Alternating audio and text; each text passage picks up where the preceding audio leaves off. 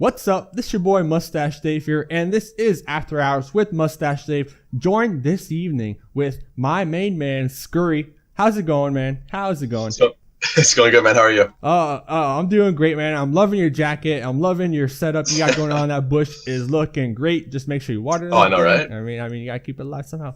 But hey, man, thanks for joining me this evening. I really appreciate it. So we're gonna dive right into this because we have so much to talk about this evening. So let's start off with some basic questions, just so the viewers can get to know who Scurry is. So right off the bat, how'd you get your name? What does it mean? What does it mean? So the name, originally, like I want to say 10 years ago or something like that, when I was making my first online name, I had a hamster named Scurry, and it was the only thing I could think of at the time, so I went with Scurry 9, because Scurry 1 through 8 was taken.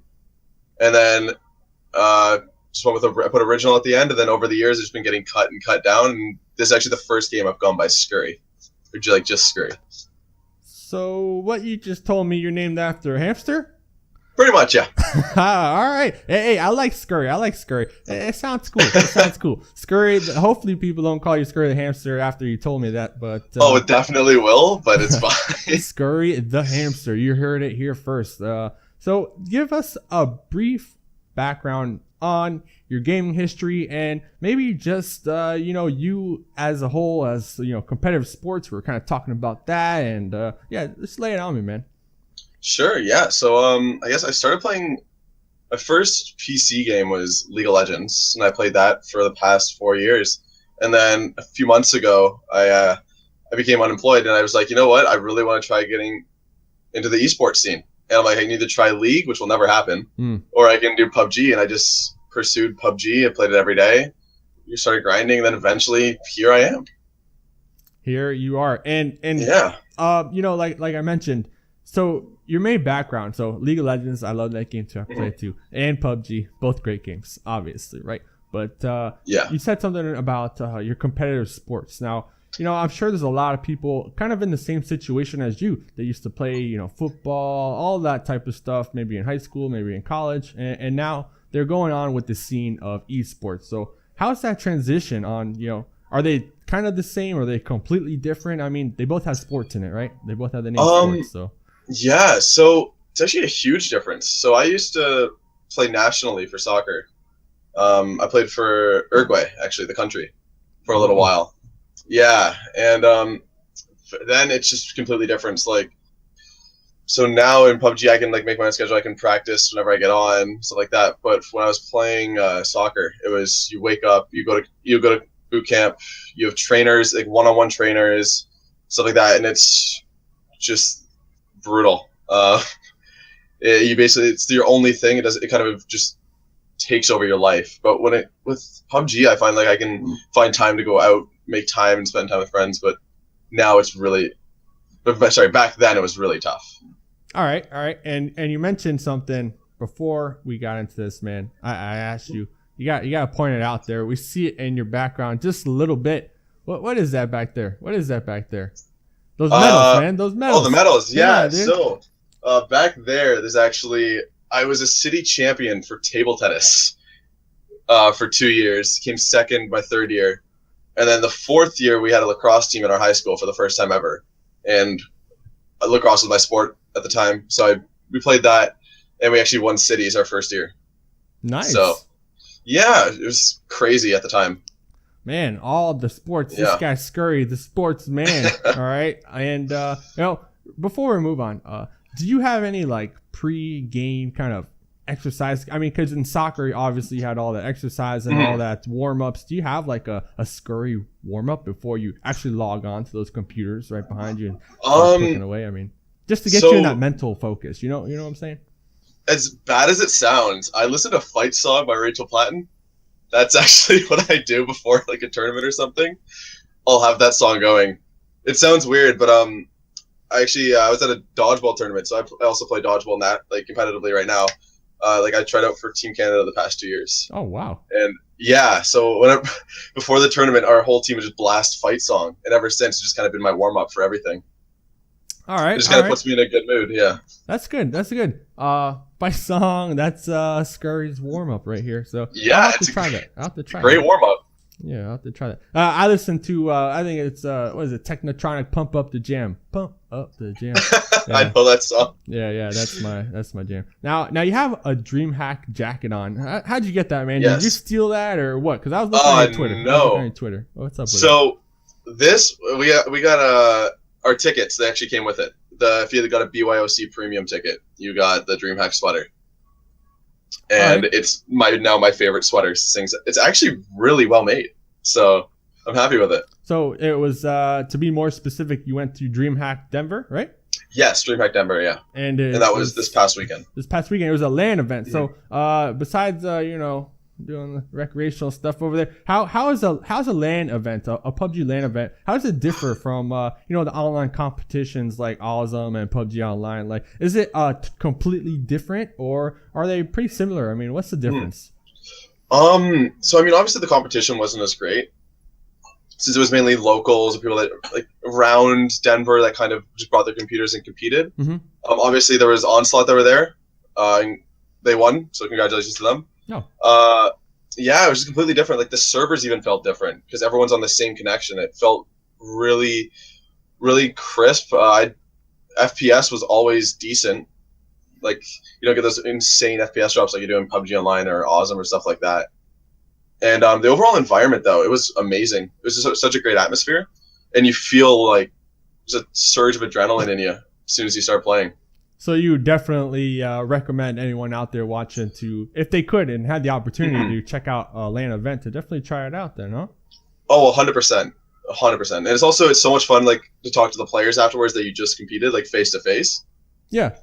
All right. That's pretty cool. I'll have to check that out. And you actually mentioned it, Onslaught Esports. Now, there's rumors going around that you and your crew, MLGB and Onslaught, kind of shared an Airbnb. I mean, what happened with that, man? Yeah. Give me some juicy details, man. So, the Airbnb, first of all, probably the best idea of that trip was the Airbnb. That was an idea that me and Steezy had when we first found out we were going together. We're just like, it'd be so much fun. And after talking to the Onslaught guys, and it was just such a good idea. And the first night, we ended up watching a movie together, and it was Seas of Jadetville. And if you guys have never seen that movie, no one dies in that movie on the good side. And the whole time we're going, come on, someone has to die. And each time it would just be like so close, but it never would happen. And it was just such a great experience. And we went out each night and just all together, and it was great.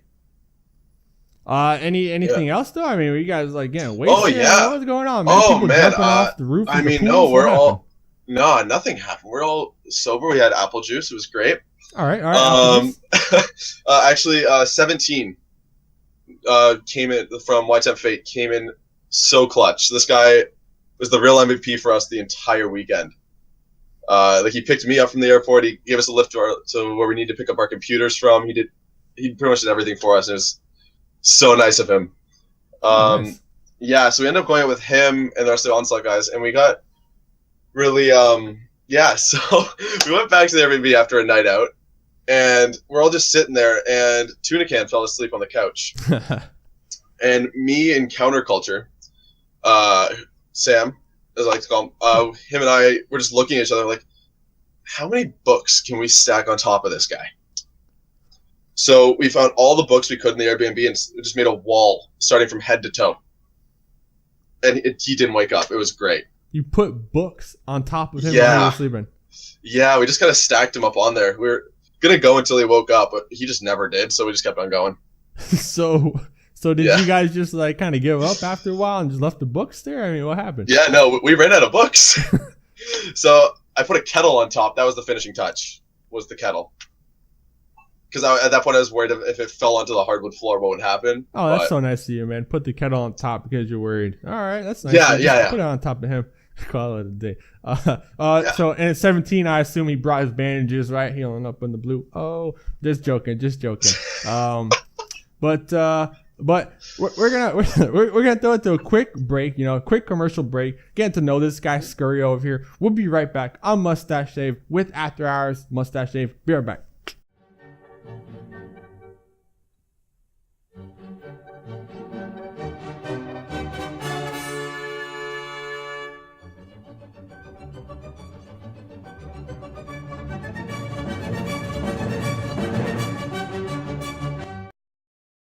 Hello, everyone, and today we are going to talk about leadership styles. There are 4 different types of leadership styles. The most relevant ones to PUBG are authoritative, democratic, and laissez-faire. A laissez-faire leader is one who does not make any decisions whatsoever. He just lets everything fly by the seat of its pants. A democratic leader, on the other hand, it's typically the best type of leadership scenario is one in which the leader takes the opinions of all members of the group into concern, and before they make a decision, before they make a move to anything, they get the input from all members. Now, research does show, however, that there are certain situations where an authoritative leader is the preferred situation. An authoritative leader is one who does not take the group's input into consideration when making a decision, but rather makes the decision for everybody, and all the group members are then forced to follow that decision, whether they agree or not. Now, the situations in which authoritative leadership is preferred are those such as crisis situations, like, I don't know, when you're getting shot at, or when you're engaging another team. More voices in that situation is not a good thing. So you want to have that in-game shot caller that will make those decisions for you. Now, for these professional teams, those shot callers, those leaders are easier to find. But the difference between the top teams, what makes the difference, what's going to make the difference in the win, who wins that fight, is which team is going to have the better communication, and that's going to fall onto who has the better shot caller.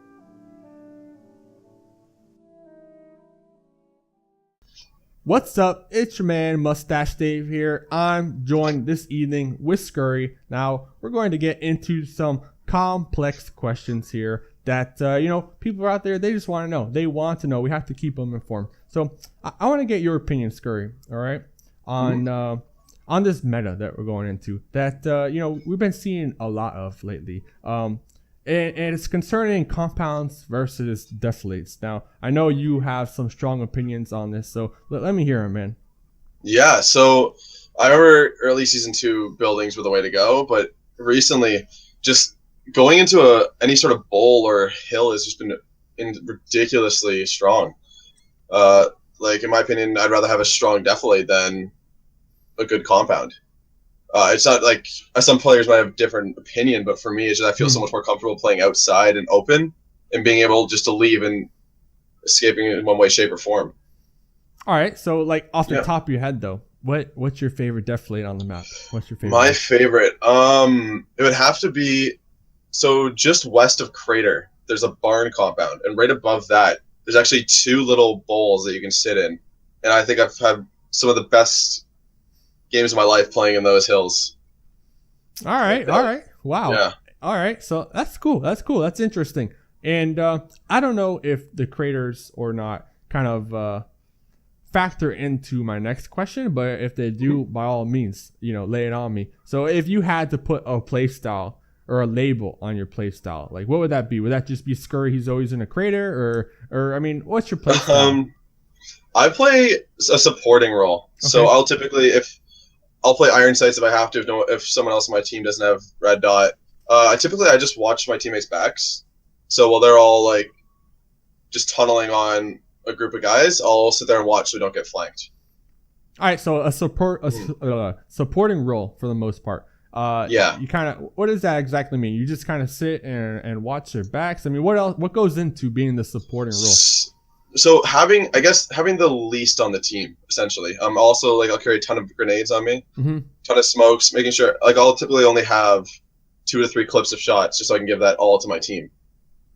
Say if I found a level 3 helmet while looting and we have someone on our team that's a level 1 or level 2, I'll tend to give that level 3 over. Especially if someone's sniping, I'll give the level 3 over in a heartbeat. And I just want to, just in general, giving off if someone needs something that I have, I'll just give it over to them. All right. And would you say this kind of a support role is kind of the norms in these top competitive squads? I mean, yeah, whether teams have a player that's defined as a support player, I definitely think there are players that are like that. Like, I know 17 is actually one that he typically watches his team's backs, if you've ever seen them play. Okay, and are there any other roles then? I mean, you got the support. What would be the other ones then? I mean, we have 4 guys on the team. In-game lead is another role. They kind of have just an overall. They're trying to tell their team where to go. They typically make the final decision. And how do I put this?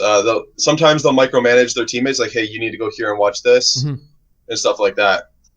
There's also there's not really a role. It's more of just like who they are as a player, as a fragger. So they'll take the best shot on the team or the person that is always able to get the kill. So typically, like, if my team's playing, if there's a fragger, they'll rotate to go help shoot. Okay, yeah, that makes sense. So you got the support, you got the in-game leader, the fragger, and then the fourth, what would you call that? Fourth, I'd just say it's typically just an IGL support and 2 fraggers. All right, 2 fraggers. So like you said, in your example, if you had a level 3 helm, you would just more or less, would you pass it to the in-game leader or the fraggers then? The fragger. The fragger. So the fraggers to keep them alive. Yeah, because the in-game lead, if they're making shot calls. So even if they're down or they're dead, they can still make those shot calls. But it's good to have the fragger up, in my opinion. Okay, I'm very intrigued with this actually. So to dive a little more deeper, so I can get a better understanding. A lot of times we see maybe one guy. We like to call him a scout on the cast. He would scout out compounds and go around and try to find out if this spot is safe, right? If they have a squad and they're already occupying it. What would, I mean, as far as you know, what would they be? Would they be a fragger or an in-game leader, that kind of role? That would typically fall down to whoever has the best position or who has the bike. Okay, so it's just all right. Yeah, so say if, like, the IGL is 50 meters ahead, right? Because they got to the compound early and they leave, it's typically whoever just can get there first. It will scout it out. Because scouting, it should be a relatively safe thing to do. So it doesn't, as long as you're doing it properly, unless another team makes an incredible shot or gets really lucky or something like that, then they will most likely stay up. So it doesn't typically matter who scouts out. All right, cool. That's interesting. And I guess we'll kind of roll over into this next question. We're almost done here, but in your opinion, what advice could you or would you give new players that are trying to break into the pro scene? Definitely just practice, and also having a good attitude is being a big portion of it. If you're known as being someone that's really toxic or something like that, teams typically don't want to pick you up. Yeah. So I just say, just compose yourself. Even if someone pisses you off, just try to keep it to yourself the best way you can.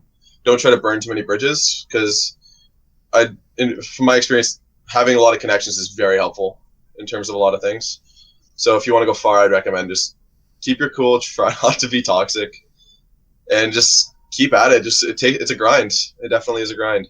All right, man. And before we wrap this up, you have any questions for your main man over here sitting in this chair? Yeah, do you use some mustache grease or wax or like a comb or something? No mustache grease, but I actually have this official PUBG Online mustache comb. Buy it today. You can't see it, but when you watch the video, you'll see it. Yeah, I comb my mustache a lot. But hey, man, I appreciate you taking the time tonight to sit down with me, show us your nice setup, show us your medals, your plant. I'm loving it, my man. And how can these guys find you? How can they find you? So twitch.tv/Scurry. So it's EH at the end. Or everything pretty much on there on my Twitch is, you can get to my Twitter, my Instagram, everything like that. All right. So and my Snapchat. Oh, Snapchat. All right. Snapchat. Yeah. Straight flexing. All right, man. Straight flexing. Taking pictures of that ice cream or whatnot on there, I bet. But, hey, like I said, I appreciate you coming out tonight. This has been After Hours with Mustache Dave. Join this evening with my man, Scurry. Make sure you catch him later. Follow him. Do what you need to do. And good luck. See you later. Have a good night.